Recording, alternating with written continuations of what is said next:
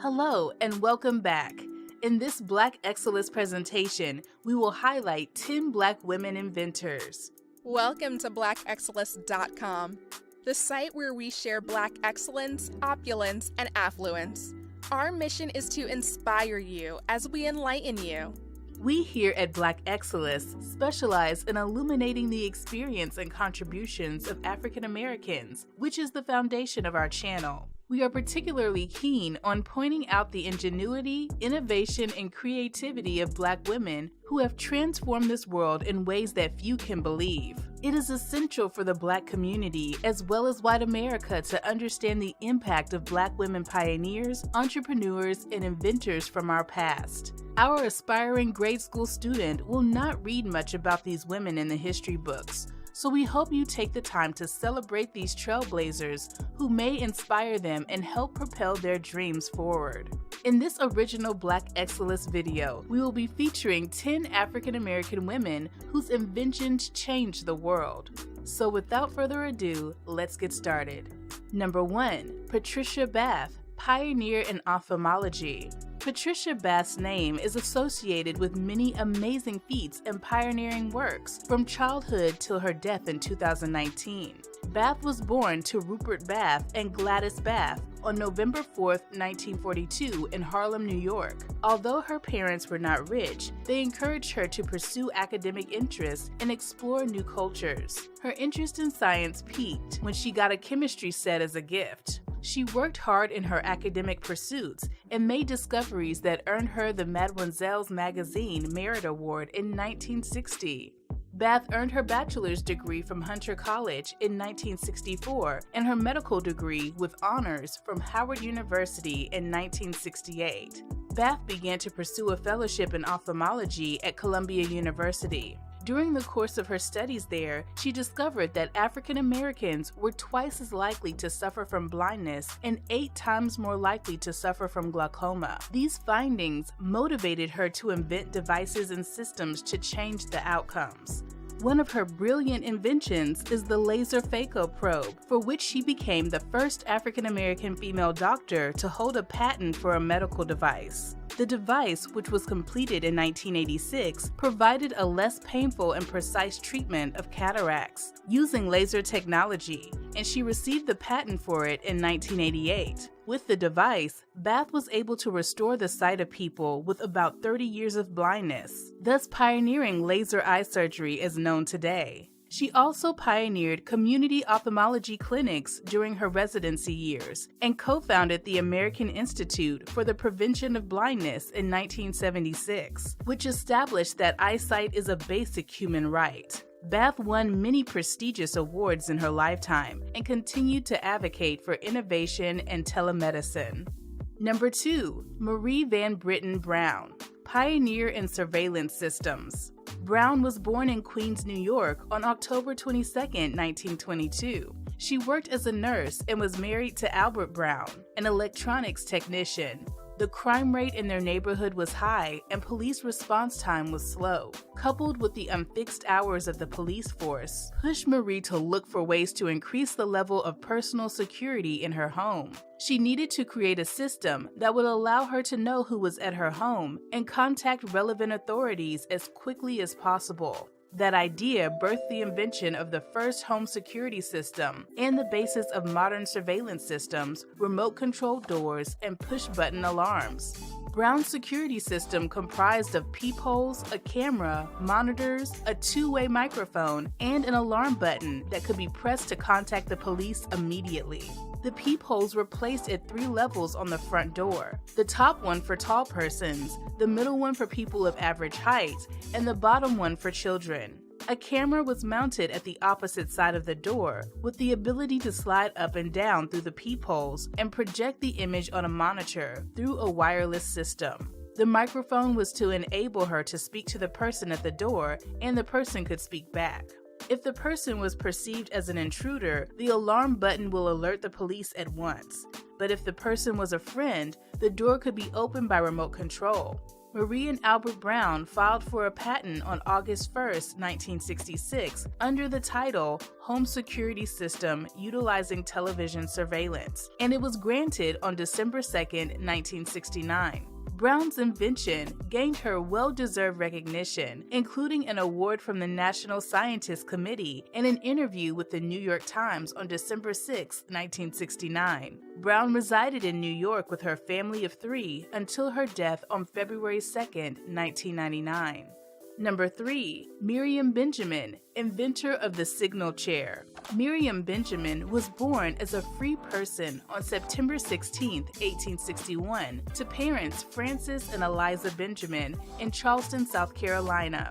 Her family moved to Boston, Massachusetts with the hope for better schooling. She attended high school in Boston, then moved to Washington, D.C., where she worked as a school teacher and a federal clerk. She later enrolled into Howard University Law School. While Miriam worked as a school teacher, she invented the honk and signal chair for hotels. She thought of a way to get the attention of the waiters in a hotel from the comfort of your chair. The chair had 2 components, a buzzer button and a light signal. When the button is pressed, it would buzz at the waiter's station, and a light on the chair would let the waiter know who wanted service. In her patent notes, she said the chair would serve to reduce the expense of hotels by decreasing the number of waiters and attendants, to add to the convenience and comfort of guests, and to obviate the necessity of hand clapping or calling aloud to obtain the services of pages. Miriam received patent for her invention in 1888, making her the second African-American woman to receive a patent in the United States. She lobbied to have her chair adopted by the United States House of Representatives, but they eventually installed a copycat version of hers that she didn't get credit for. Miriam became a solicitor of patents and moved back to Boston in 1920 to live with her mother and work for her brother, Edgar Pinkerton Benjamin, a noted attorney. Benjamin's invention was the precursor to the flight attendant call button, a key tool for customer service in the airline industry. Number 4. Sarah Good, inventor of the folding cabinet bed. Sarah Good was born enslaved in 1850 and received no form of formal education while growing up. After receiving her freedom at the end of the Civil War, Good moved to Chicago with her husband, Archibald, who was a carpenter. She became an entrepreneur, and together with her husband, they owned a furniture store. Sarah realized that many of her customers were working-class people who lived in small apartments and didn't have enough space for many furniture, sometimes including beds. She thought of her way to utilize such small space while providing the comfort of a bed as well. Thus, she invented the folding cabinet bed. The folding cabinet bed comprised of a bed, which could be concealed when not in use to serve as a roll-top desk, with compartments for stationery and other writing supplies. This invention made her customers have both the comfort of a bed in their home and the luxury of a desk for writing activities. The bed attached to the cabinet was wide enough to accommodate 2 adults or an adult and 2 children. The folding cabinet bed was a timely and satisfying invention and is the predecessor to the modern-day Murphy bed. Good was granted a patent for her invention on July 14, 1885 by the United States Patent and Trademark Office. This made her the first African-American woman in history to receive a patent for an invention. She died in 1905 at the age of 55 years. Number 5. Marjorie Stewart Joyner, pioneer in cosmetology. Marjorie Stewart Joyner was born on October 24, 1896, in Monterey, Virginia. She moved to Chicago and began studying cosmetology at the A.B. Moeller Beauty School in 1912. In 1916, she became the first African-American graduate of the school. That same year, at the age of 20, she got married to Robert E. Joyner, a podiatrist, and opened her salon. In Chicago, Joyner met another influential beautician and businesswoman who ran several beauty schools in the country, Madam C.J. Walker. In 1920, Joyner joined the C.J. Walker Beauty Colleges as the national supervisor. In the early 1920s, African-American women were accustomed to straightening their hair with very hot curling irons. This process was slow and uncomfortable because only one iron could be used at a time. This made Joyner think of ways to improve on this method.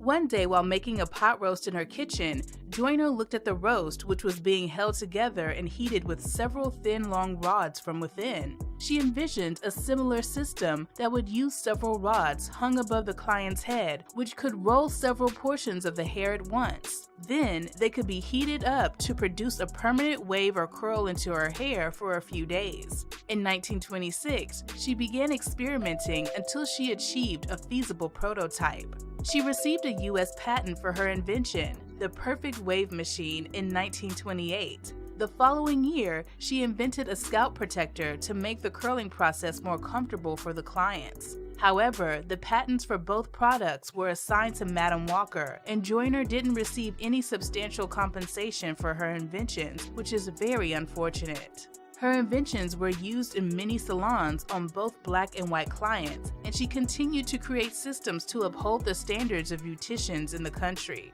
In 1973, she was awarded a bachelor's degree in psychology from Bethune-Cookman College in Daytona Beach. She remained dedicated to community service and died in 1994. Number 6. Judy Reed, inventor of the dough kneader and roller. Judy Reed was born during the time of slavery, therefore there is no proper documentation available in regards to her birth and childhood. However, it was discovered that she lived in Washington, D.C. when it was unlawful for enslaved people to be taught how to read and write, and would be harshly punished or killed if caught learning or teaching. In January 1884, Reed applied for a patent on her dough kneader and roller. The device was an improved design on existing dough kneaders. Her device comprised of 2 rollers, corrugated slats, a covered receptacle.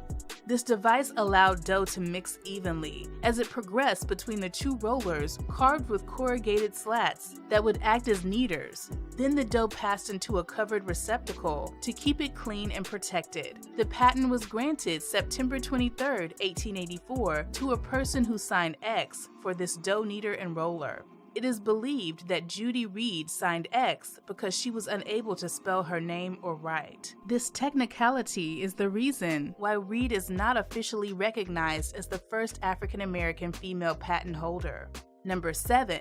Sarah Boone, improved the ironing board. Sarah Boone was born as Sarah Marshall in 1832 in Craven County, North Carolina. In 1847, at age 15, she married James Boone in New Bern, North Carolina. Before the Civil War, she and her husband moved to New Haven, Connecticut. She worked as a dressmaker while her husband was a brick mason. As a dressmaker and a mother of 8 children, Boone found ironing of female sleeves and garments difficult to iron because they were curved and slim.